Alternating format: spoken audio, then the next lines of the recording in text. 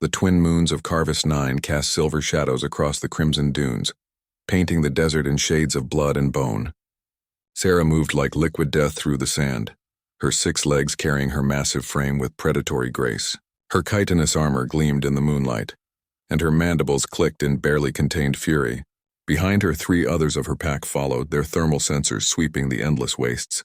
Her cubs were missing. For 6 hours they had searched. 6 hours since the sandstorm had separated her from the young ones during the hunt. 6 hours of growing dread that tightened around her twin hearts like a vice.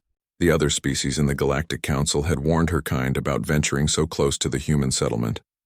Humans were unpredictable, they said, dangerous in ways that defied conventional understanding. Sarah had dismissed such talk. Her species, the Zerathi, had ruled the desert moons for millennia. They were apex predators designed by evolution to kill and survive. What could one human outpost possibly do to threaten them? But now, with her cubs lost in human territory, ancient instinct whispered warnings her rational mind had ignored. Movement ahead, hissed Krath, her second, thermal signature. Definitely mammalian. Sarah's body coiled, ready to strike. If the human had harmed her cubs, she would paint these dunes with their entrails regardless of the diplomatic consequences. The Galactic Council could file their protests over her corpse. They crested the final dune and Sarah froze. There, in a small depression sheltered from the wind, sat a human. Male by the broadness of his shoulders, he wore the simple clothes of a colonist, rough fabric that seemed absurdly inadequate for the desert's temperature swings. His skin was the color of sun-baked clay and his hair was cropped short, but it wasn't the human that stopped Sarah cold. It was her cubs, all 3 of them, Nyx, Bora and little Tesh, were curled around the human like he was their mother.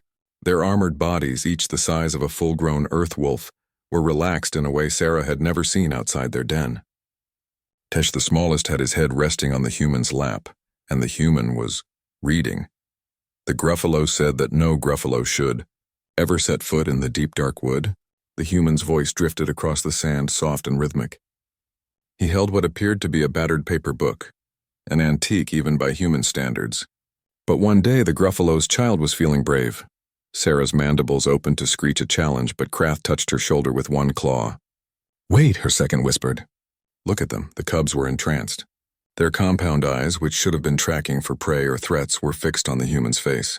Vora's tail, which she typically thrashed when agitated, was still. Nyx, who never stopped fidgeting, was motionless. They were listening. And the Gruffalo's child was really brave. So she tiptoed out of the Gruffalo cave, the human continued, his voice dropping to a dramatic whisper. He glanced up and his eyes met Sarah's. He didn't flinch, didn't reach for a weapon, didn't even tense. He simply held up one finger in a universal gesture. "Wait." Then he returned to the book. "Where the mouse lives, I suppose it's all right. But the Gruffalo's child is foolish, I fear." Sarah's killing instinct warred with confusion. This human had to know what she was. The Zerathi were known across 3 sectors as one of the deadliest species ever to reach for the stars. Their first contact with the Galactic Council had been violent, bloody, and had ended with Zerathi territory expanding by 2 systems before diplomacy finally took hold. Yet this human sat defenseless. Her cubs sprawled around him like he was pack. "Daniel Reed," the human said softly, not looking up from his book. "That's my name. Found these 3 about 4 hours ago, huddled in a cave system about 3 clicks east. The sandstorm had collapsed part of the entrance. They couldn't get out, but I heard them calling." He paused, turning a page. The mouse said, "Oh no," and his voice was really low. "You must never go down to the deep dark wood." "You speak Zerathi," Sarah said, her translator converting her clicks and hisses into something the human could understand. "A little," Daniel replied. "Enough to understand they were scared. Enough to promise them I'd keep them safe until their mother came." He looked up again, and Sarah saw something in his eyes that made her pause. Sadness, perhaps, or memory. "I told them I'd read to them while we waited. My daughter used to love this story." "Used to?" The words came before Sarah could stop them. "Died 3 years ago. Colony accident." Daniel's voice remained steady, but his hand trembled slightly as he turned another page. "She was 6. About the age your little one there looks to be." Tesh chirped in his sleep, a sound of contentment. "Why didn't you run?" Sarah asked. "Or call for help from your settlement?" My kind. We are not known for mercy. Daniel smiled, and it was the saddest thing Sarah had ever seen. Neither are humans, if we're being honest. But I figured if I was going to die tonight, I might as well die doing something that mattered. He gestured at the cubs. They were terrified. I couldn't just leave them. He returned to his book. But the Gruffalo's child had been really brave, so she tiptoed out of the Gruffalo cave. Sarah watched as he finished the story. Watched as her cubs, who should have been taught to fear all other species, relaxed completely in the presence of this strange, soft creature. Watched as Daniel Reed carefully closed his book and waited for death with the same calm expression he'd worn while reading. My species, Sarah said slowly. We tell stories too. Of the first humans we met in combat. How they fought with weapons that made no sense. How they died to save comrades when logic demanded retreat. How they mourned their dead with rituals that lasted days. She took a step forward.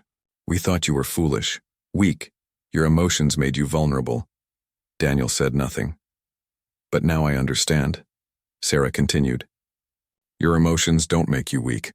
They make you dangerous in ways we never evolved to comprehend. You don't fight for territory or dominance. She looked at her cubs, still peaceful in the moonlight. You fight for stories, for memories, for cubs that aren't even yours.